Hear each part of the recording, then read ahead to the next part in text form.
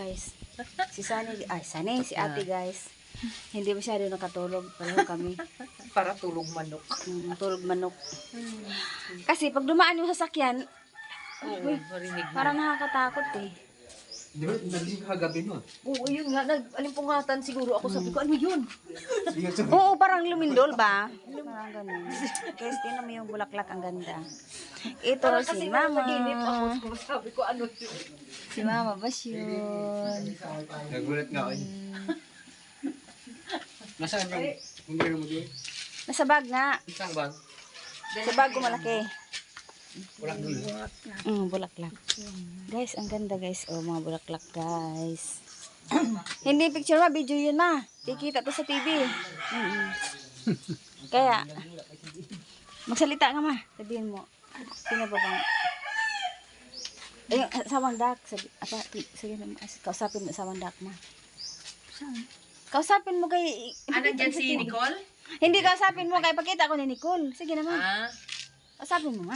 Nandiyan na mga skill. Kasi Rakil nga eh. Talaga si ma. Kay Rakil. Guys, tinan mo, oh, ang ganda ng santan, guys. Ganda ng santan. Nakita mo na yung ano? Sombrero? Ano bang pangalan na itong bulaklak na to, guys? Ganda. Parang plastic, guys. Para siyang plastic. Bicol. Sa Bicol kami, Sorsogon.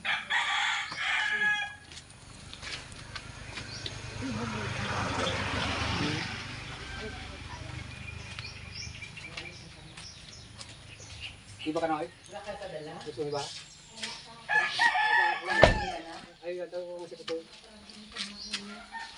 Sama daw si Jan. Di ba kung si Jan mo? Ang pag-ibata. Si Junjun, guys, naantok pa. Tama lang, guys. Ito yung van. Ito yung van na ginagamit namin. Maganda siya, guys. Hindi nakakatakot, guys. Kasi ano rin siya ba. Tapos na. Kanina ko pa pinipicture lang yan. Dito nga rin dalo. Makaantital ko itong asawa ko na to eh. Pagka-OA talaga eh. Ayaw talaga. Saan? Saglit lang. Si Kuya. Ang dalawa kong anakis, guys. Hello guys. Sandali.